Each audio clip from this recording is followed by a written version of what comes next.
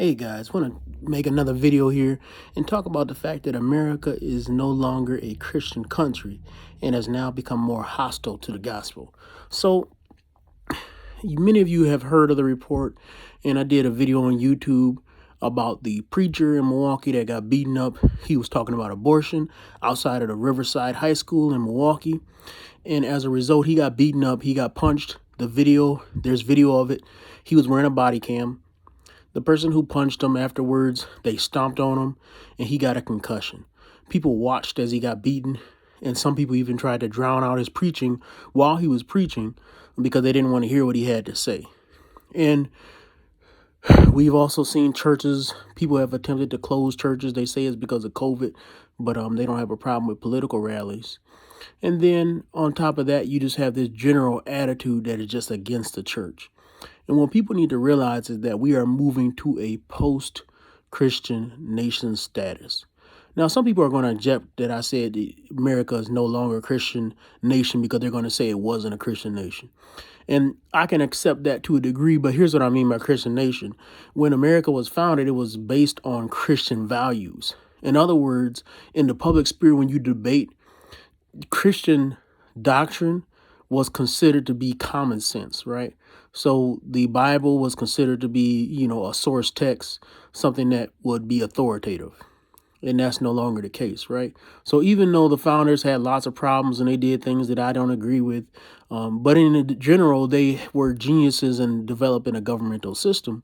And the American culture was guided by this idea that the Christian Judeo ideas and traditions were a good basis for any discussion or a good basis for how to look at the world.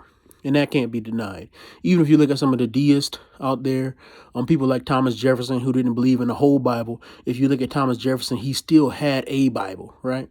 So even learned people in those days will look at the Bible. You look at Napoleon. Napoleon was known for being studying the Bible and the Quran. And he was a person that was somewhat learned, right? And so in that day and age, it was just known that if you wanted to know things, if you wanted to be knowledgeable, you need to know the Bible, you need to know other religious texts. That's no longer the case, right? And what we're going to see is a more and more hostile America to Christianity. Now, what does that mean? Well, some people will get nervous or scared by that assertion. And the truth of the matter is that you shouldn't really be scared about that. You should accept that as just true and be excited about it. Because here's what it means. It means that we can finally have people stop pretending to be Christian just because they're part of a culture. So, for example, a lot of people who consider themselves to be more conservative and consider themselves to be more traditional have always assumed that they were Christian, even if they didn't accept Jesus Christ as their personal savior and had different doctrines that they would just simply not accept or accept into their life. So a lot of people, because they looked at society as Christian, assumed that they themselves were safe, and that was never the case. Another thing is that it's going to kill the mega church. Now, the mega church is built on the assumption, or the seeker-friendly church is built on the assumption that people want to go to church, and so we just need to make it easy for them. And the problem with that kind of mindset is that was never the way that the early church was founded. In the early church, it was hard to go to church. When you were baptized, you were thrown out of your family. Why? Because you were publicly listed as being against your traditional gods, right? So if you were a Roman, you grew up worshiping a certain god.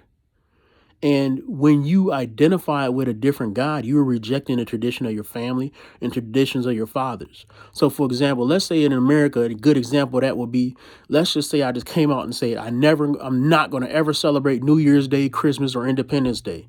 And I'm not going to any celebration like that ever. If I was to say that, some people in my family will be offended because I will be breaking from the traditions that our family cherishes the most. Some of our most cherished memories as a family are going to Christmas, going to different holiday barbecues, going to Independence Day things.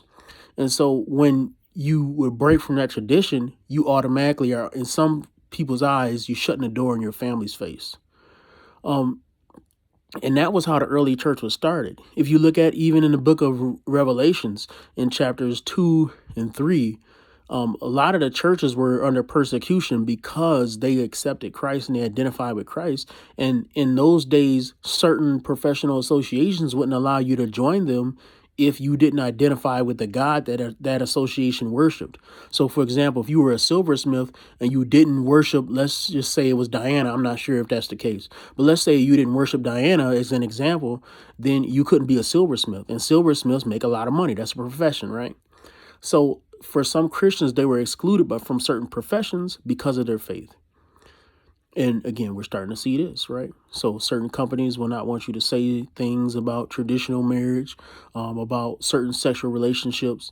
And so what happens is that we're starting to see a climate of more hostility towards Christianity, and that's good. Because what it does is it clarifies the contrast between what is true and what is false. When people are persecuted, oftentimes the gospel is spread. And I'm not cheering on Christian suffering, but what I'm saying is it will clarify who is true and who is false. When we see more widespread persecution, we're going to see some people leave the church. But I believe immediately afterwards, we're going to see some people join the church. Because one of the biggest things I hear people say against church is that it's full of hypocrites and it's full of fake people. And I can't even really argue that to them for the most part. There are a lot of fake people at churches. Even in our church, there are some fake people who will go in and they'll nod at the sermon, they'll go home and they do completely the opposite. But when they have to pay a cost, right? When society ostracizes them, those people will go away. On the other hand, the people who are watching us and always thought that it was something kind of trippy about Christianity, when they see the power of that belief, when they see what Christ can do, that he will call people to stand for him even against persecution, those people will start to say, there's something real. There's something strong in these people that's not just human. It has to be divine. So, hey, persecution is coming to America. Don't be afraid of it. Embrace it.